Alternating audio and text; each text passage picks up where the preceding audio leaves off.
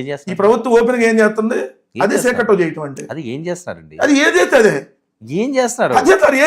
ఏం చేస్తున్నారు నాకైతే ఏం చేస్తున్నారో నాకు తెలియదు. మీరు చెప్తే వింటాం. ఏం చేసేది ఉంది? పట్టపగలు నడి రోడ్డు మీద కిరాతకంగా హత్యలు ఏదైతే చేస్తున్నారో వాళ్ళు ఓపెన్ గా చేస్తున్నారు.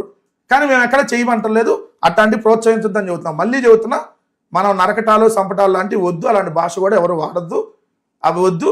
మనం లీగల్ గా వెళ్దాం, ఏ ఒక్కడిని వదలద్దు, లీగల్ గానే వెళ్దాం. మనకి టైం వచ్చినప్పుడు సైలెంట్ గా వేసుకుందాం. అవసరం లేదు సార్, అవసరం లేదు. వాళ్ళే పారిపోతారు కదండి. మీరు పారిపోతారు, అవసరం లేదు. మీరు కన్ను అంటున్నారు, లేకపోతే ఇంకొకటి అంటారు, లేకపోతే బోరు బావులు అంటారు. ఏంటి బోరు బావులు ఇవి? అవి కూడా మంచి భాషలేనా? బోరు బావులు అంటున్నారా? ఏం లేదు మరి, అది కూడా అన్నారా? ఇప్పుడు తెలుగు ఇప్పుడు రప్ప ప్లకార్డు పట్టుకొచ్చింది ఎవరు చెప్పండి? వరం గారు తెలుగుదేశం మెంబర్షిప్ ఉన్న అతనే కదా, అది మీరు క్రియేట్ చేస్తున్నారట. మెంబర్షిప్ కూడా మేమే క్రియేట్ చేసాం. పాత తీసుకొచ్చి పెడుతున్నారు. 2024 to 26 ఉన్న మెంబర్షిప్. మొన్నే మెంబర్షిప్ కూడా జాయిన్ అయ్యాడు. ఆ మెంబర్షిప్ జాయిన్ అయిన అతను రప్ప అని పట్టుకొచ్చాడు కదా. అసలు అతని మీద ఇప్పుడు వరకు ఎందుకు మాట్లాడలా? ఎక్కడున్నాడు అతను? జైల్లో ఉన్నాడా? రిమాండ్ నుంచి బయటకు వచ్చాడా? ఎవరికన్నా తెలుసా? మరి ఎవరో ప్లకార్డు పట్టుకున్నారండి, దానికి ఒక సీఎం స్థాయి వ్యక్తులు డిస్కస్ చేసుకోవచ్చా? మీలాంటి అడిగితే క్వశ్చన్ అడిగినప్పుడు రప్ప అదేదో సినిమాలో కదబ్బా, దాని గురించి ఏంది? అయితే వాళ్ళు కూడా బాధితులుగా ఉన్నారా, వాళ్ళు కూడా అటు పట్టుకొస్తున్నారా అని చెప్పి క్యాజువల్ గా మాట్లాడిన దాన్ని ఏది వాళ్ళేమో నరికితే తప్పలేదండి. వాళ్ళేమో నరికితే ఎక్కడా తప్పలేదు. ఎవడో నరుకుతామంటే ప్లకార్డు పట్టుకొస్తే తప్పైపోయింది. అంటే చెప్పట్లా వైఎస్ఆర్ కాంగ్రెస్ పార్టీ వాళ్ళు ఏం చేసినా తప్పే. వాళ్ళు నోరు మూసుకున్నా తప్పే, నోరు తెరిసినా తప్పే, సైలెంట్ గా కూర్చున్నా తప్పే, ఒకవేళ ఏదన్నా తప్పు జరుగుతుంటే చూసినా తప్పే, ఏదన్నా ఆపినా తప్పే, ఏది చేసినా తప్పే. ఎందుకు? మంది ఎక్కువ ఉన్నారు కదా అక్కడ. 3 పార్టీలు, ఒక 10 ఛానళ్ళు, ఒక 2 పత్రికలు, ఒక 500 యూట్యూబ్లు. మేము అమ్మ అంటే నీ అమ్మ అని రాయటానికి, మేము నరకపోయినా నరుకుతామని, కొరుకుతామని, సంపేస్తామని రాసి చూపిస్తానికి ఉన్నారు కాబట్టి 19 నుంచి 24 వరకు చాలా సామరస్యంగా సస్యశ్యామలంగా సాగిందా? ఉండబట్టే కదా వాళ్ళు ఈరోజు రెచ్చిపోతున్నారు సార్. అప్పుడు మేము సామరస్యంగా లేకపోతే నోరు ఎత్తేవాడు ఒకటి అన్నప్పుడు.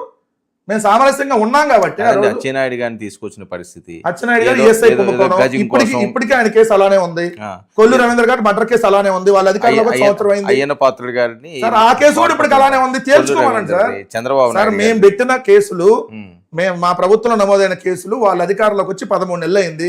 ఏ కేసు అయినా కొట్టేపించుకున్నారా? చంద్రబాబు నాయుడు గారు మద్యం కుంభకోణంలో బెయిల్ మీద ఉన్నాడు, ఏమైంది? ఏదో స్కిల్ డెవలప్మెంట్ లో బెయిల్ మీద ఉన్నాడు, ఏమైంది? వాళ్ళ మీద కేసులు ఉన్నాయి. మరి కేసులు 13 నెలల్లో ఒక్క కేసు మీద కూడా ఇదిగోండి మేము మా తప్పు చేయలేదని చెప్పి ఎందుకు వాళ్ళు నిరూపించుకోలేకపోయారు? జగన్మోహన్ రెడ్డి గారు ఆ రకంగా నిరూపించుకుంటున్నారా? జగన్మోహన్ రెడ్డి గారి దగ్గర ఉన్న సిబిఐ, ఈడీ అదే కోర్టుకి అటెండ్ అవ్వచ్చు. అది నేను డిశ్చార్జ్ పిటిషన్ మీద విచారణ జరుగుతుంది. వీళ్ళ ఈ డిశ్చార్జ్ పిటిషన్ కాదు. కోడికత్తి సీన్ పరిస్థితి ఏంటి? ఒక్కసారి ఆయన వెళ్తే సరిపోద్దట ఎక్కడికి? కోర్టుకి. సార్ అసలు వీళ్ళకి కొద్దిగా నాలెడ్జ్ ఉందో మాట్లాడేవాడికి, కొద్దిగా బుర్ర జ్ఞానం ఉండి మాట్లాడుతున్నారో తెలియదు. జగన్మోహన్ రెడ్డి గారు మీరు కోర్టుకు రమ్మని చెప్పి కోర్టు చెప్తే కోర్టుకి వెళ్తారు.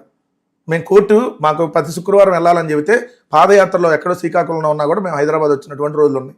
ఎవరైతే కోడికత్తి సీను అంటున్నారు, కోడికత్తి సీన్ ఏంటి సార్? జగన్మోహన్ రెడ్డి గారి మీద చంపడానికి ప్రయత్నించినటువంటి వ్యక్తి అనాలి. దాని కోడికత్తి కాబట్టి కోడికత్తి, గులకరాయి అయితే గులకరాయి, లేదంటే ఇదేంది గొడ్డలు అయితే గొడ్డలు. ఇది ఆంధ్రప్రదేశ్లో వెరైటీగా ఉంటుంది వీళ్ళ దగ్గర రాజకీయాలు. దాన్ని ఏంటంటే అవహేళనగా మాట్లాడటం అనమాట. వీళ్ళని కూడా ఒకసారి పొడికిపించుకోమండి కోడికత్తి, అర్థమైంది. దాని నొప్పి ఏంటో ఆ బాధ ఏంటో. జగన్మోహన్ రెడ్డి గారు వెళ్ళాలా? ఎవరు చెప్పారంటే కోర్టు చెప్పిందా? జగన్మోహన్ రెడ్డి గారి దగ్గర ఆల్రెడీ స్టేట్మెంట్ తీసుకున్నారు. ఎప్పుడు జగన్మోహన్ రెడ్డి గారు అపోజిషన్ లీడర్ ఉన్నప్పుడే స్టేట్మెంట్ తీసుకున్నారు. ఆయన జరిగిందంతా చెప్పారు. ఆయన ఎక్కడ కోర్టు రమ్మని చెప్పాల.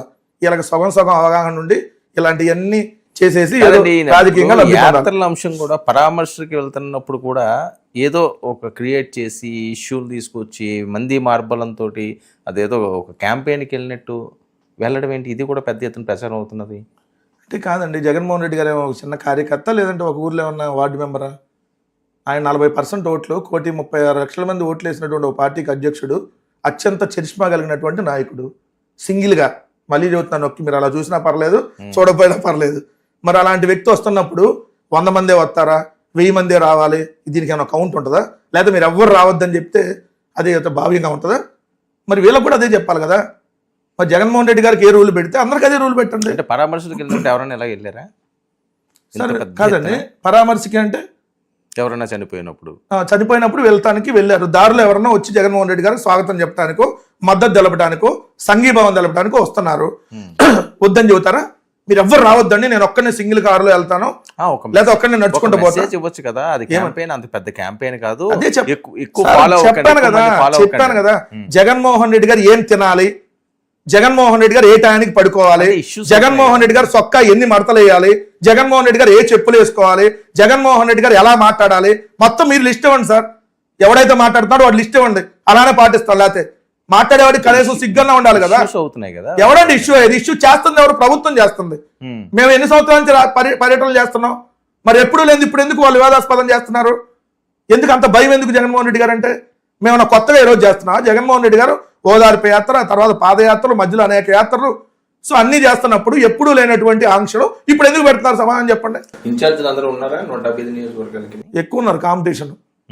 ఒక నియోజకవర్గంలో ఇప్పుడు కాంపిటీషన్ ఉన్నాయి, మాకు ఇన్ఛార్జ్ చేయండి సార్, మాకు ఇన్ఛార్జ్ చేయండి అని. ఏం మాదేం 10 సీట్లు 20 సీట్లు పోటీ చేసే పార్టీ కాదు కదా. చాలా మంది భయపడుతున్నారు, ఒక 2-3 సంవత్సరాలు సైలెంట్ గా ఉందాం అనుకుంటున్నారు, లేదా?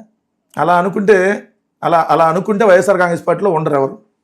సో అలా వైఎస్ఆర్ కాంగ్రెస్ పార్టీలో ఉండేవాడు అనుకుంటే ఉండకూడదు. వాడు భయపడకుండా ఎవడైతే